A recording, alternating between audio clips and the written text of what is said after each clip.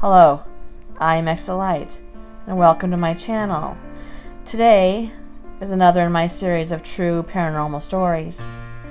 So today will be a story time about the bedroom where I currently live. About a month ago, I had a guest speaker who came and told a story about something that happened to her in my bedroom. And if you would like to hear that story, please go back to A True and Terrifying Paranormal Experience. It's in my playlists under True Paranormal Experiences. And she tells a story about hearing very loud banging in my room. My room seems to be the center of attention when it comes to paranormal activities. The story she told about the banging I had experienced. I had been hearing quite a bit of banging in that room. It would come in 3 bangs. I went into the room to see if it was possible that there was something outside the window that was banging, or if it was on the side where there was a vent, where it could be something in the vent that was banging. It sounded like a cookie sheet.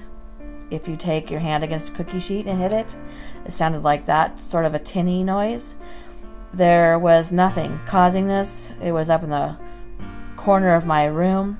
I tend to try and not give activity a lot of attention. I personally feel that it feeds into these occurrences, and I don't want to react in fear, hopefully. Occasionally it happens.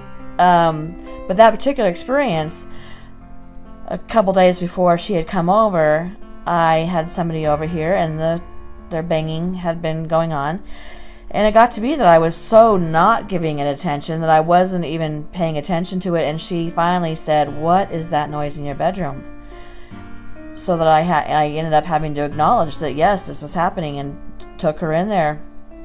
And of course there was, no reason for the banging. When I first moved in this house, I began hearing a young boy's voice. It would say, "Mom, Mom." It would wake me up. It was of that volume. And I would wake up and hear it, "Mom, Mom." And I would call out from my room, "Hello? Hello?" And I wouldn't get a response. And that happened quite often. Until one day, there was someone in my shower. I was sleeping and I heard it. "Mom, Mom." But it had a particular urgency to the voice. And I called out, "Yes?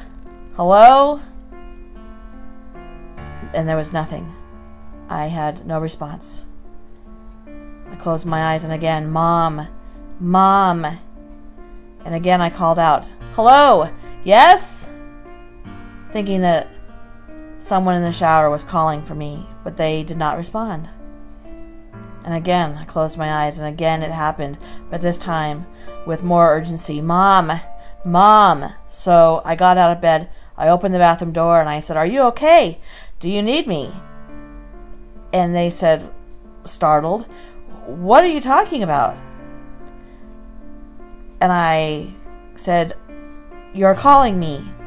And they responded that no, they had not been calling me. So to be clear on the topic, I asked them again, "You have not called out to me?" And they said no. It's interesting to note that in other stories I've told about the shadow people we've seen, and the fact that in a previous home we had a shadow figure that was a young boy.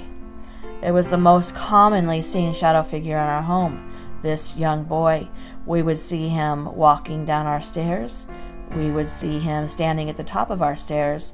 It was enough that we would turn to speak to this child, thinking it was the child in our home, and it would be gone. It would disappear. So it's interesting that here in this bedroom, it's also the voice of a young boy. Then one day I was taking a shower, and I have a gray shower curtain, and I have the liner, and I saw a figure walk in front of my shower curtain, and it was a tall figure, and it began to push my shower curtain into the shower. It was to the point where my back was up against the shower wall and the shower curtain was in the bathtub that far in. And I put my hand on the shower curtain and began to push out, and there was resistance. And I pushed out again, harder this time, but there was no resistance. So I pushed the shower curtain out. I opened the shower curtain, and there was nobody in the bathroom. I could see the door to the bathroom from the shower, and it was closed still. There was nobody in there. I got back in the shower. I began to wash my hair, and as I rinsed it off, I started to feel the shower curtain touching me. And I opened my eyes, and again, the shower curtain was being pushed into the shower. And again, I backed up with my back against the shower wall, and I took both of my hands in front of my chest, and I pushed out, and there was resistance. And I pushed out again, and still the resistance, and I could see the figure from behind the shower curtain. And then I pushed very hard at the same time. I reached over and ripped the shower curtain open, and there was nothing. The door was closed. There was nobody in there, but I had seen the figure. I had been pushing against resistance on the shower curtain, and I called out and called for someone to come into the bathroom, and I asked them, "Were you in the bathroom?" And they were confused. "No." "Did you come into the bathroom?" "No." "Why?" And I explained that I had seen this tall, dark figure outside of the shower curtain, and they again said, "No, we hadn't been in there." And in the stories I've previously told about shadow figures, I've also told about one that we had seen, that was very tall, 6 feet tall. And this one was very similar in that manner. So, I also have another story where one night I was sleeping, and I woke up because I was cold, and my legs were uncovered by the blanket.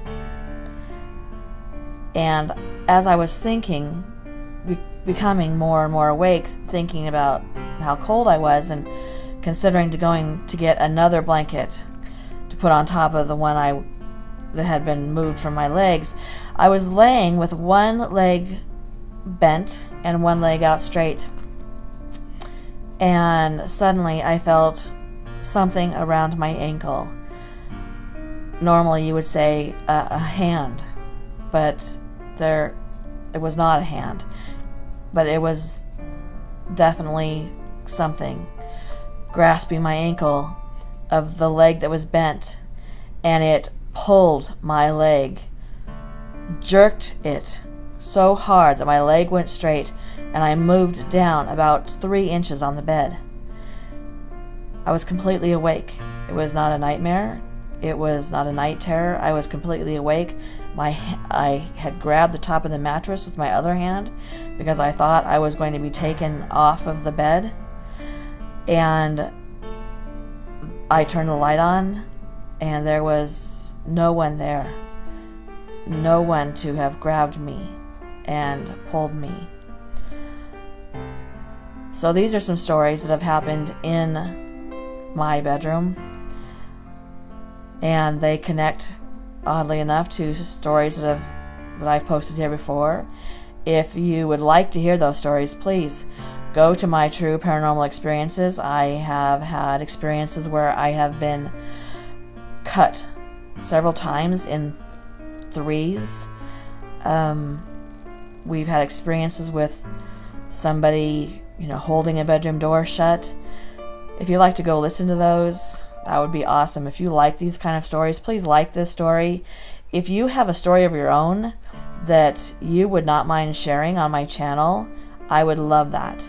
Please leave a message below and I can have you be a guest speaker, or you can tell me your story and I can narrate it. If you are not subscribed, please subscribe. If you want to be notified of new content, please click that bell next to the subscribe button. And if you like creepypasta, I also write my own creepypasta and narrate those. Thank you for coming. I hope you enjoyed this story time. Good night.